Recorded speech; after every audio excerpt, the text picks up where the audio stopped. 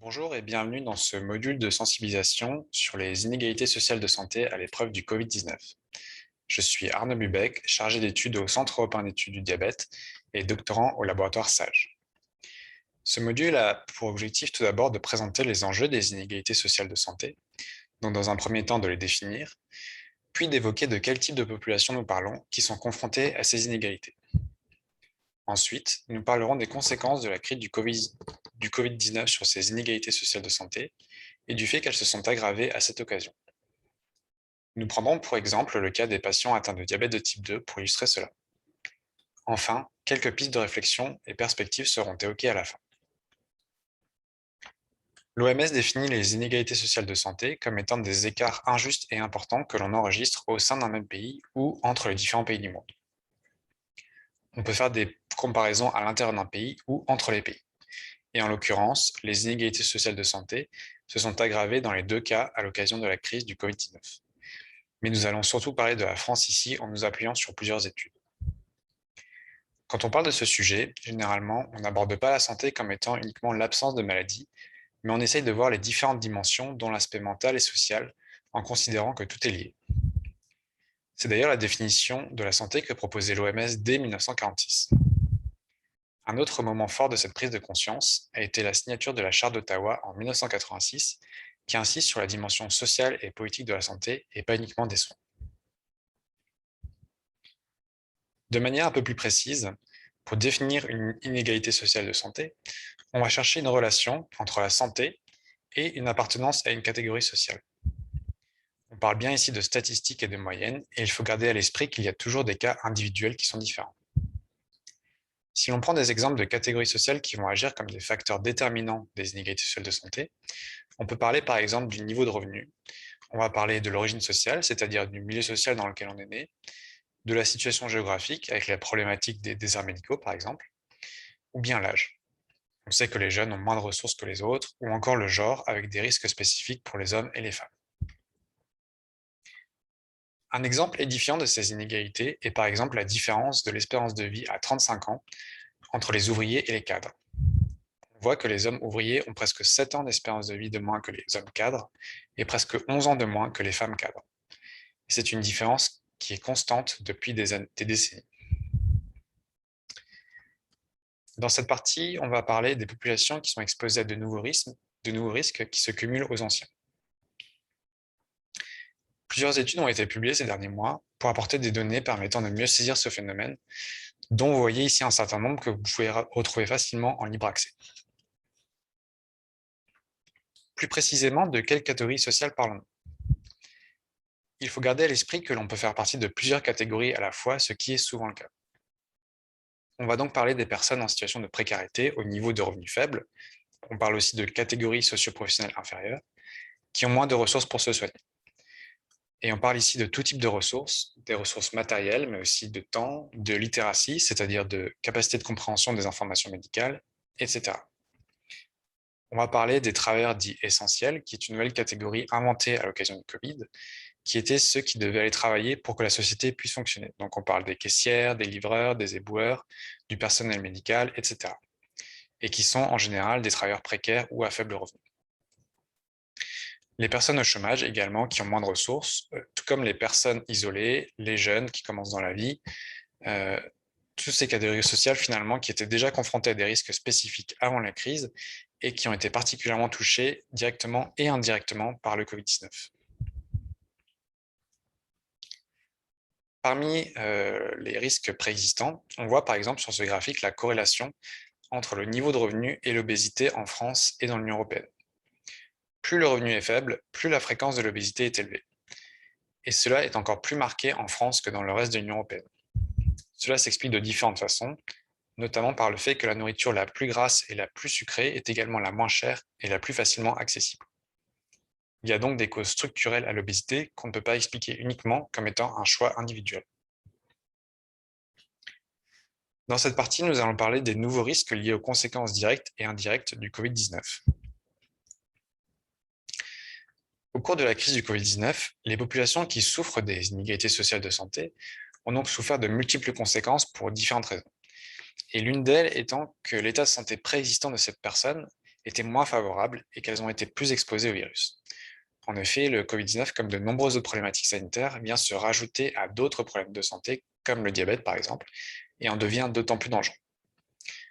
De plus, de nombreuses personnes précaires ont été plus exposées au virus, par exemple les fameux travailleurs dits essentiels, qui étaient obligés de se rendre sur le lieu de travail, contrairement à d'autres professions comme les cadres par exemple, qui pouvaient plus facilement télétravailler. Encore une fois, on parle ici de moyenne, et cela a engendré une mortalité plus importante pour ces personnes. Sur ce graphique, par exemple, on voit une étude qui a été réalisée à Toronto en comparant 3 quartiers selon le nombre de travailleurs essentiels qui y résidaient par rapport au nombre de cas et de morts du Covid. On voit donc que la courbe bleue, qui représente le quartier avec le plus de travailleurs essentiels, a connu le plus grand nombre de cas et de morts, et que la courbe rouge, où il y avait le moins de travailleurs essentiels, a le plus petit nombre de cas et de morts. Si l'on parle maintenant des mesures qui ont été prises pour lutter contre le virus, c'est-à-dire principalement les différents confinements que nous avons connus, là encore, pour les personnes qui devaient rester chez elles, ce sont celles qui avaient le moins de ressources qui ont le plus mal vécu les confinements. En effet, lorsque vous avez de moins bonnes conditions matérielles pour télétravailler, pour faire l'école à la maison ou tout simplement pour cohabiter avec votre famille, cela rend les choses plus difficiles. S'il n'y a qu'un seul ordinateur à la maison pour toute une famille par exemple, ou une mauvaise connexion, tout le monde ne peut pas avoir une activité entre guillemets normale.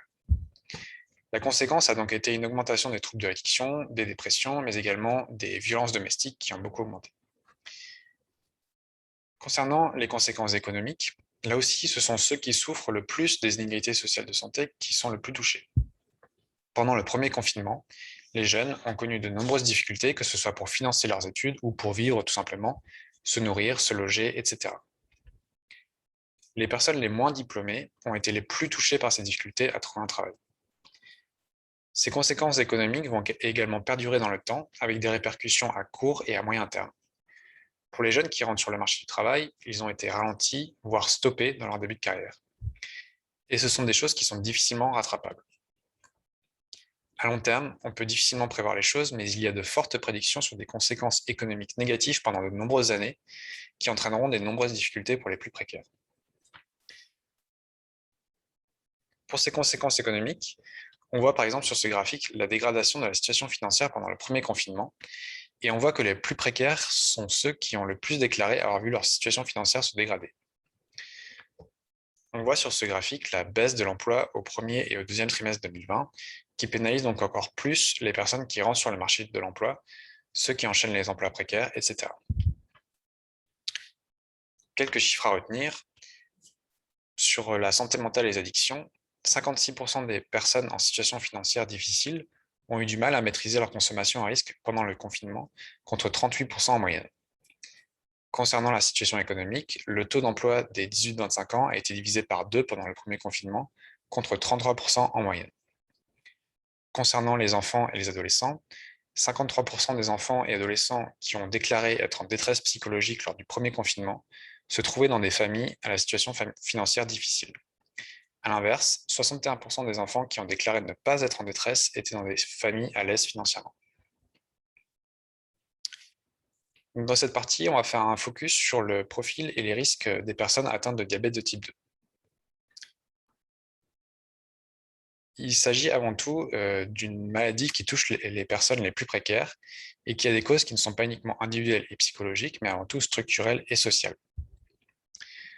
Ce sont des personnes qui ont moins accès à une nourriture de qualité et moins accès aux activités physiques et sportives, qui ont moins de temps, moins d'argent et qui parfois vivent éloignées des salles de sport, si l'on pense par exemple aux personnes qui vivent dans des zones rurales ou dans des quartiers défavorisés.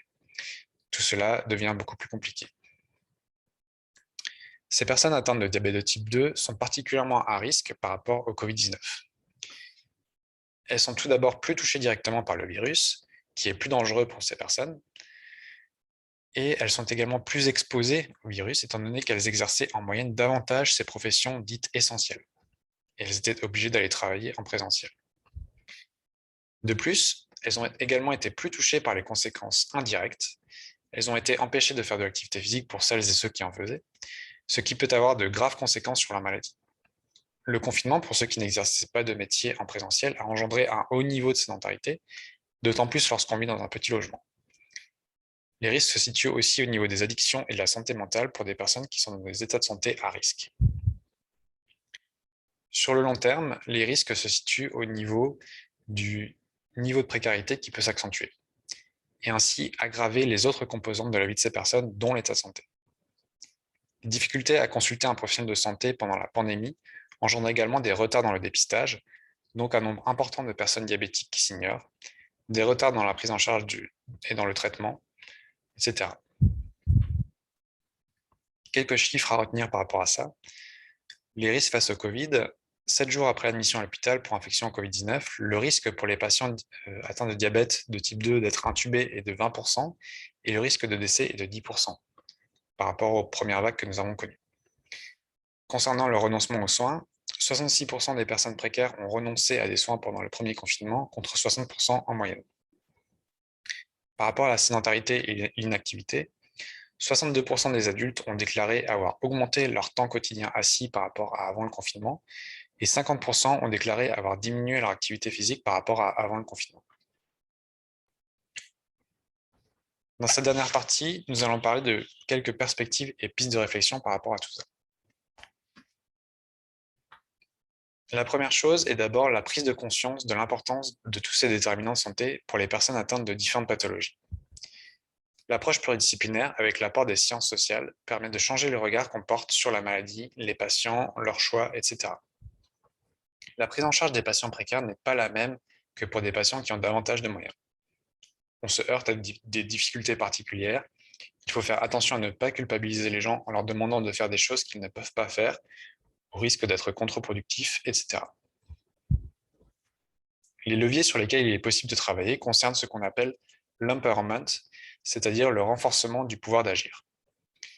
Il faut s'intéresser à l'environnement dans lequel vit le patient et l'accompagner dans ce qu'il peut et ce qu'il veut faire pour améliorer sa santé. Si le patient a des difficultés de compréhension, cela peut également être une opportunité d'apprendre de nouvelles choses. Dans cette approche, on est centré sur le patient et ses besoins, en prenant en compte son parcours de vie et sa singularité en tant que personne. Et c'est ce qui est proposé dans certains programmes d'éducation thérapeutique du patient, par exemple, du moins en théorie. Enfin, en ouverture, on peut dire un mot sur le fait que ces perspectives doivent s'inscrire dans le cadre de politiques de santé publique et de développement d'une culture de la santé publique qui fait défaut en France, justement dans l'idée de prendre en considération tous ces déterminants de santé. Cela ne peut pas reposer uniquement sur la bonne volonté des professionnels de santé, car il faut aussi un cadre institutionnel qui permette cela. L'objectif est de reconstruire le lien social qui a été mis à mal par le Covid-19 et le confinement. Cela passe également par la mise en relation d'institutions entre elles, des associations et des différentes médecines, de villes, d'hôpitaux, des nouvelles structures qui existent, etc. Et tout ça autour du patient. Merci à tous pour votre attention.